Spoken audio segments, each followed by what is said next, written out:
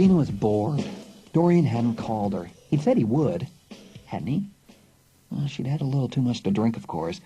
She didn't remember the whole evening all that clearly. Georgina poured herself some vodka from her father's supply. She took a sip and tried to think clearly now, her pale blue eyes squinting with the effort. The cops had not been nice to her. They'd treated her differently than they'd treated the others. But she told them what she knew about Cindy and Wills and the whole soap opera of the young and the rich. What had the others said about her? They always talked about her, thought they were better than she was. What had happened to Wills was the least that any of them deserved. And weren't they scared now? Scared it was one of them. Well, it served them right. They'd all be sorry someday about how they treated her. She finished her drink and picked up the phone. Georgie, I don't think this is such a good idea. Just drive, will you, Dorian? Or my old man will come crackerjacking out the door telling me it's a school night. Well, isn't it? Dorian! All right, I'll drive. You have anything to drink? Nice thought, but I'm driving. Don't be stupid, Dorian. It's a school night for me, too. Yeah? You're on what? Halloween break from college? Why did you come home, Dorian? You called and made me an offer I couldn't refuse. I'm flattered you decided to stay on. Or maybe the cops asked you to. And maybe they didn't.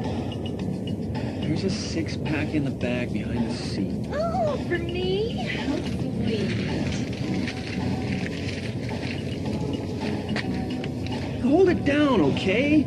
I don't want my license pulled for having an open beer in the car with a minor attached to it. You don't mind having a minor in your car doing other things. That's different, Georgie. This is big time. Bogus, Dorian. It's just as illegal, isn't it? It's crazy to come out here again after what happened. Why are we doing this? Because I'm tired of sitting around. And because I like a little thrill. You remember Nancy Drew, girl detective?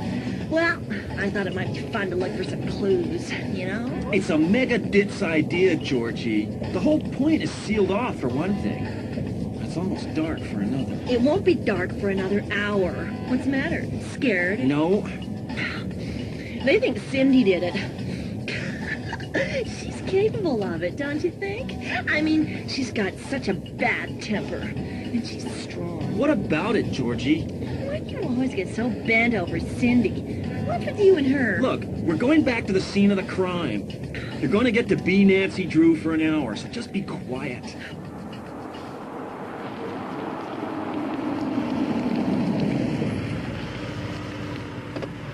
Just as I thought.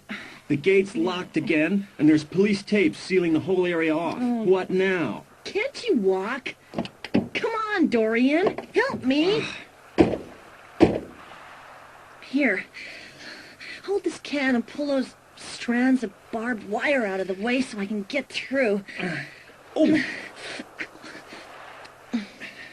Here's your beer. Come on! Hey, hold the wire up, will you? And don't let those barbs rip my leather jacket or you're dead meat. Okay. Start looking for clues. For clues, yeah, sure. If I see any suspicious trees, I'll run right over and make a citizen's arrest. Dorian! It's so quiet. Doesn't this give you the creeps? No, it's exciting. When they reached the clearing by the graveyard, they stopped by the charred remains of the fire. The cooler's gone. I guess the cops took it. Come on, Dorian.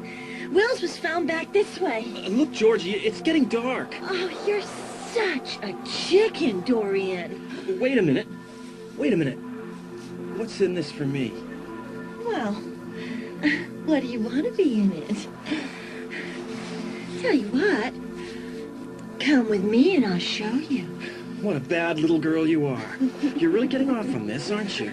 Nothing ever happens in Point Harbor, Dorian. Now something has. Doesn't that do anything for you? Murder doesn't. Come on, Dorian. It's just over here. There! Oh, wow. Look at all that blood. Satisfied? This is sick, Georgie. Look, Dorian. Wills fell backwards. Laura must have knelt down here. That means whoever stabbed him from the front. That doesn't necessarily mean you fall backwards. Then maybe he was tripped. Or dragged. Do you see any drag marks, Georgie? Look, whatever clues there were, the police already found them. Georgie! All right. We're going. About time. Hey! Kiss?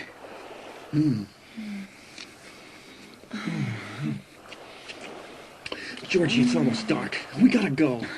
Now? Come on! Wait! My beer.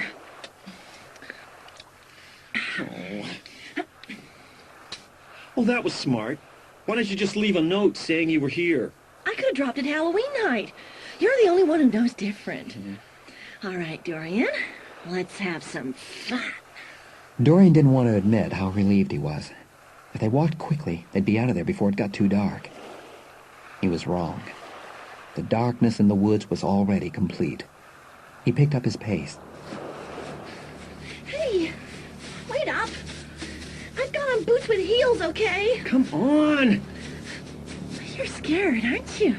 You're really scared. Will you hurry up? What a cowardly little boy. They were in the clearing now, where they had parked before. Dorian looked back. Georgina was standing at the edge of the trees, her arms folded, one hip thrust out provocatively. Don't you want to stay for a while, little boy? Georgina ran one hand down her hip. For a moment, Dorian almost turned back. Then he heard it. The faintest of sounds in the undergrowth.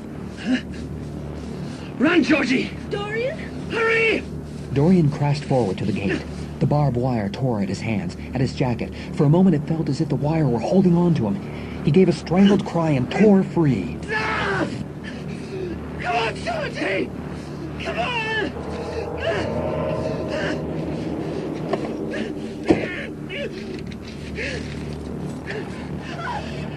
Dorian! Dorian! Run, Georgie! But Georgie wasn't running. She wasn't hurrying at all. In slow motion, she turned her head. Dorian! Something dark leapt out of the woods. There was a glint of burning metal light. Then Georgie jumped, as if she were rising up to meet the glittering blade. Dorian raced the car down the rutted roadway. He didn't look back. He didn't see Georgie fall. He tore down the track, heedless of the branches scoring the side of the car.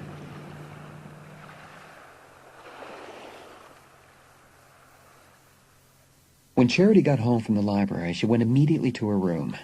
Shutting the door behind her, she slung her satchel on the desk and reached inside for a notebook. She found it, and another book. A pale, rusty-colored book, faded with age. Nothing was written on the outside. Inside, the writing was faded to an even paler rust. Where had it come from, she wondered. Charity fluttered the pages.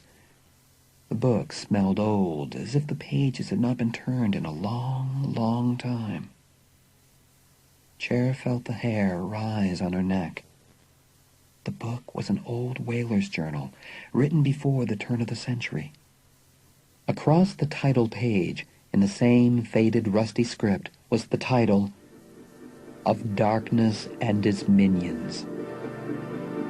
In spite of herself, she began to read, and felt the chills running down her back as she read. Of ghost ships and monster sharks, of superstition and blood and death. A history of it. A history that led at last to Point Harbor. Only it wasn't Point Harbor then. It was Cemetery Point. Because there be a graveyard on that spit of land that enfoldeth the harbor, just beyond as grave a stretch of treacherous water and hidden rock as was ever known to man, being called the Devil's Teeth. There was more. The sudden closing of Cemetery Point, barely mentioned in the local newspaper she'd read earlier at the library, was explained here in the unidentified author's words. No one went to Cemetery Point now, the author noted, to bury their dead. They chose the newer graveyard inland. For, as the faded writing testified, upon that once hallowed land there now be hauntings. A fiend ship doth sail there among the rocks and tides where no ship can pass, and doth lure other mortal ships to immortal death, that it might gather souls from proper burial. For those who search the shore after a ship goeth down find no bodies whole, but only parts thereof, rendered thus by no earthly means. Some do say that the master of the fiend ship be an evil, dark creature escaped from England by reason of foul, murderous acts committed there in that country, and thus driven forth to our shores, having devoured his crew in feasts of blood. And some do say that the thing which waiteth upon Cemetery Point cannot be destroyed, that it hath powers to fly, to mimic form and life and shadow, and to suck from the heart all that is hidden there, that if it be not stopped, it shall grow stronger still. But none have come upon the means to stop it, not one yet having seen its face and lived. Cher swallowed and felt her dry mouth. There was one final entry, the handwriting suddenly shrunken, as if written by a shaken, aging hand. I have seen her there. She hath died outside godliness, for she moves yet upon the land and water. Howsomever, I do not believe she did make tryst and pact with the fiend. What was buried was not buried aright. There is no peace for wronged blood. She was beautiful once. With this, the journal ended, abruptly. There was no more. What the account described wasn't possible, Cher told herself. Surely what had happened was that someone had found this book and had used it to stage Wills's murder. But what was it doing in her pack? How had it gotten there? Then Cher remembered Jones, standing there in the shadows in the library basement. And suddenly, it all seemed very easy.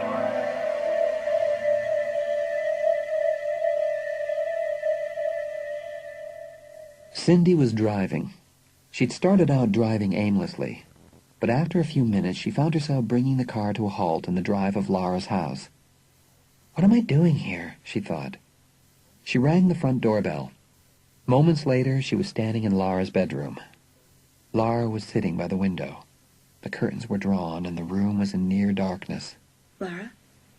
Laura? What? It's me, Cindy. Remember me? I'm fine. Thanks for stopping by. Well, and I can go now? Is that it? Come on, Laura, knock it off. What's going on here? What's going on? Wills is dead. I was there. So was I, and you weren't any more in love with him than I was. There's blood all over my dress. Blood all over me. So get a new dress, take a bath. Come on, Laura, this is the kind of thing Georgie would do. Melodrama 101. Why are you here? Why are you? You gonna hide out until it's all over? Yes. Why? Because... Laura. Because I saw who killed Wills. What? And I don't want him to kill me.